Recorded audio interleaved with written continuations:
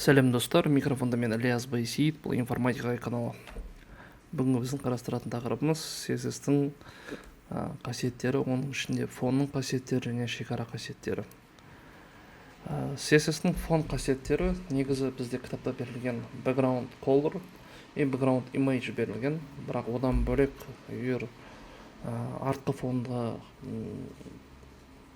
қосымша параметр ретінде негізі background repeat, background attachment, background position, background size деген қасиеттерін қарастыруға болады. Background color өзі айтып тұр. Background color'да бұл артқы фонның түсімен орнатылады, яғни color мәні түсін орнатады. Например, background color, red и так далее, RGB мәнмен, hex мәнмен беруге болады.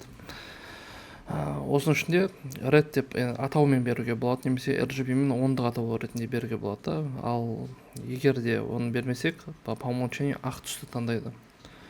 Background image ол бізде суретті фон ретінде пайдалануға болады, және келесі мәндерді қабылдайды. Ол non фондық сурет пайдаланылмайды. Егер сурет беретін болсақ, біз міндетті түрде URL береміз. URL деген ол осы суреттің адресі, яғни қақта орналасқан деген сияқты. Осы жерде бізде мысықтың суреті беріледі, и суретке жол көрсету болмаса, ол суреттің орны ештеңе шықпай қалады, просто значок иконканы шығып қалады.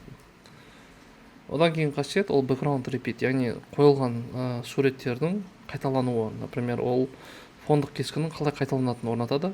Вообще оны қайталамауға болады, ол үшін no repeat қасиетін береміз. Ал егер қайталайтын болсақ, тігінен repeat y, ол кезде бізде вертикально қайталап береді, ал көлденеңінен болатын болса, яғни горизонтально repeat x мәнін пайдаланатын екенбіз. Одан кейін қасиет ол бізде background attachment, ол бізде фондық тіркеме, яғни фонды қалай тіркейді, яғни қатып қалған фон ретінде қыла ма, немесе оны скроллинг жасайды, яғни оны аттап өтуге бола ма, айналып өтуге бола ма, соның қалай өтетінін анықтайды. Ол екі мән қабылдайды, өзі background attachment fixed және background attachment scroll болады. Scroll болған кезде біз оны яғни scroll дейді аламыз да, ал fixedте біз ол бізбен бірге, яғни біз қайқа жылжысақ та сол сурет бізбен бірге жылжып отыратын болады.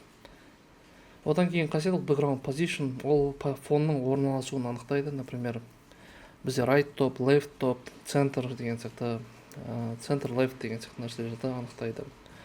И background size ол сол фонның размерін анықтайды. Ол әдетте авто тұрады. Ал егер авто бергіңіз келмесе, оның ені мен биіктігін беруге тура келеді. Бұлардың барлығы негізі принципе практикада көрсек, негізі жақсы болады екен. Так, бірінші біреуін көрейік, сол кезде көресіздер. Данный момент бізде background image қолданылған.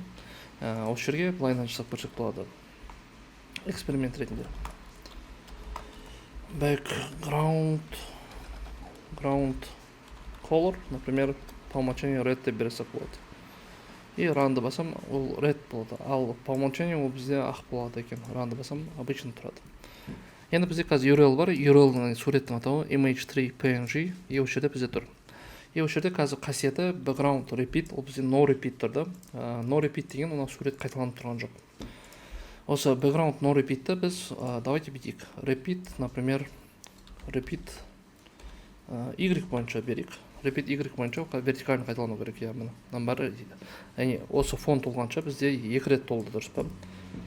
Біз осы размер ретінде екі рет толды. Қазір егер үлкейтетін болсақ, одан да сайын көбейе береді. Яғни біздің вертикально, яғни расширение қарай, ол яғни вертикально толып отыра береді, қайталана береді. Екіншісі repeat x бар, бұл горизонтально толады. Бұл, например, осы біздің расширениеміз былайынан болатын болса, яғни осылайынан толып кете береді. Бізге данный момент ол қажет емес, бізге только no repeat қана керек. Бізде оң жақта тұр. Бірақ не үшін ол оң жақта тұр? Потому что бізде background position ол не беріп тұр? Right top, яғни оң жақта бізде неде тұр дейді? Оң жақтағы топта тұр. Давайте бізде былай істейік. Просто left top деп берейік. Осы кезде сол жаққа жайғасады. Бізге пока данный момент тұра берсін оң жақта. Келесі қасиет ол бізде margin right, енді бұл жердегі нәрсе оң жақтан алып жатыр. Так, бізге керек нәрсе одан кейін background attachment. Данный момент қазір қарасаңыздар сурет қазір қатып қалған. Ал егер scroll қасиетін беретін болсақ, бізде не болады? скролл беретін болсақ, ол осыдан біз суреттен аттап өте береміз. Міне біз скролл жасаған кезде бұл суретті аттап өтіп кете береді екенбіз. Яғни осындай қарапайым қасиеттер. Назарларыңызға рахмет. Келесі видеода кездескенше. Our hearts beat to the city streets. We began to feel the fire.